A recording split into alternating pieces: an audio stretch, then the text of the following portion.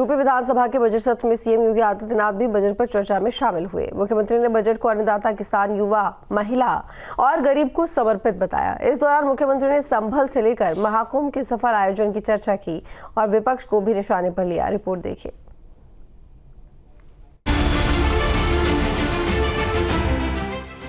UP विधानसभा के budget सत्र के दौरान मुख्यमंत्री योगी आदित्यनाथ ने सदन में अपनी बात रखी।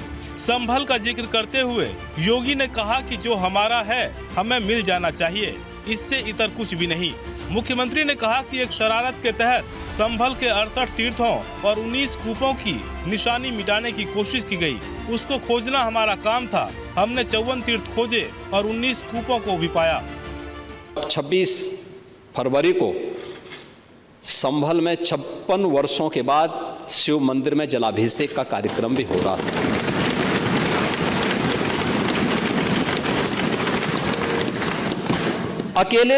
अकेले संभल में 67 तीर्थ थे और 19 कूप भी थे, जिनको एक शरारत के तहत एक निश्चित समय के अंदर समाप्त कर दिया गया और जिनमें से 68 तीर्थों में से 54 तीर्थों को ढूंढना ये तो हमारी विरासत का हिस्सा है और हमने तो वही किया है। हमने तो वही कहा है कि जो हमारा है वो हमें मिल जाना चाहिए।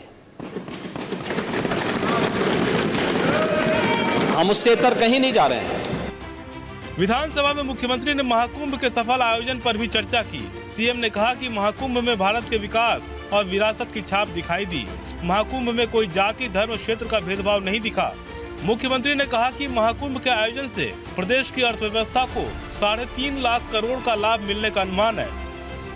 तो विभिन्न प्रकार के अनुमान लगाए गए विभिन्न आर्थिक विशेषज्ञों ने कि किस किस सेक्टर में कितना अधिक उससे आर्थिक लाभ हुआ है या उससे आने की संभावना है। होटल उद्योग में 40,000 करोड़ का, खाने पीने अन्य दैनिक उपयोग में प्रयोग होने वाली वस्तुओं में 33,000 करोड़ का, परिवहन में 1.5 लाख करोड़ का, पूजन सामग्री में 20,000 करोड़ का, दान आदि में 660 करोड़ का, टोल टैक्सेस में 300 करोड़ का और अन्य में लगभग 66,000 करोड़ का, कुल 3,960 करोड़ रुपए का अधिक का इससे आर्थिक समृद्धि इसके माध्यम से प्रदेश को प्राप्त होने वाला है और इसके माध्यम से ये चीजें हम सबको प्राप्त हुई हैं।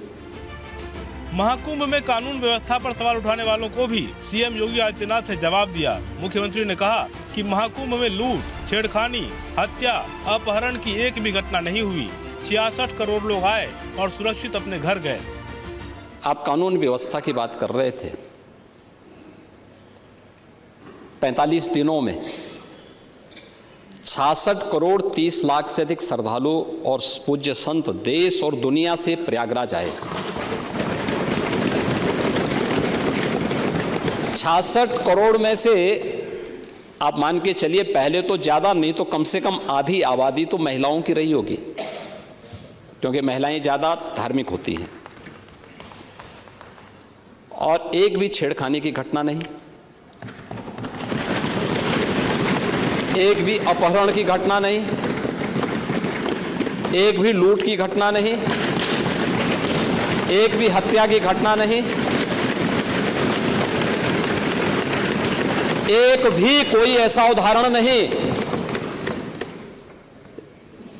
जो उत्तर प्रदेश को या भारत को या सनातन धर्मावलंबियों को कटघरे में खड़ा करता हो। महाकुंभ के दौरान नाविकों के लिए उठाए जाने वाले सवालों पर भी सीएम ने पक्ष रखा। मुख्यमंत्री ने कहा कि एक नाविक परिवार ने महाकुंभ के दौरान 30 करोड़ रुपए की कमाई की।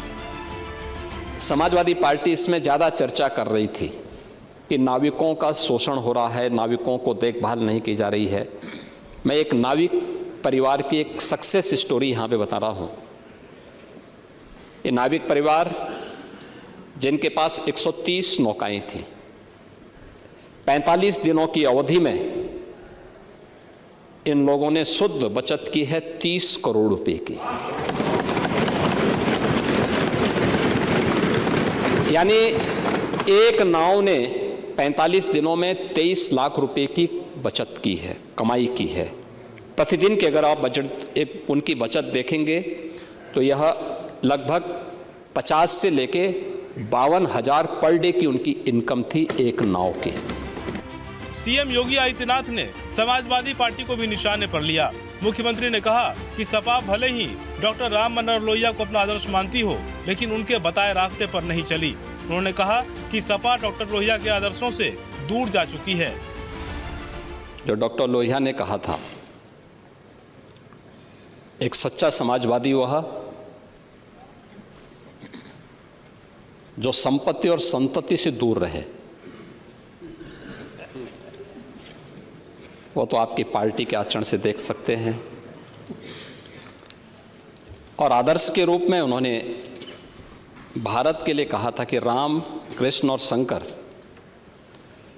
ये जब तक भारत के 3 आदर्श हैं तब तक भारत का कोई बाल बांका नहीं कर सकता है।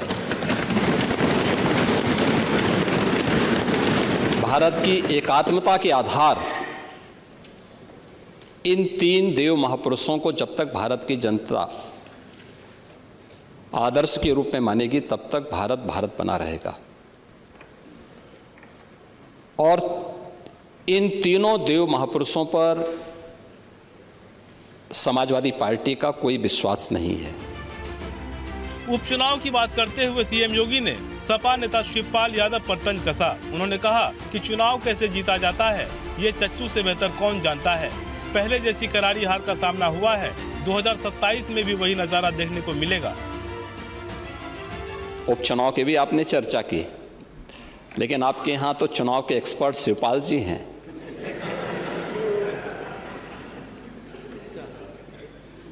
और चच्चू से ज्यादा चुनाव कैसे जीते जाते हैं इसको कौन जान सकता है।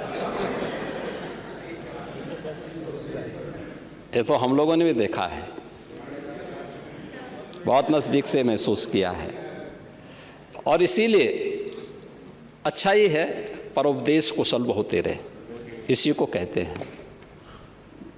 ये दूसरों को उपदेश देते हैं आप लोग, लेकिन स्वयं उसको आचरण में उतारे होते तो संभवतः इतनी करारी हार नहीं होती और 2027 में भी इतनी करारी हार नहीं होने वाली। बजट पर चर्चा का जवाब देते हुए सीएम योगी ने कहा कि पिछली सरकारों में सूबे के विकास की रफ्तार सुस्त हो गई थी। बीजेपी की सरकार आने के बाद प्रदेश में विकास का पहिया तेजी से घूमा है, जिससे प्रदेश में प्रति व्यक्ति आय 8 सालों में दोगुनी हो गई है। Team news state.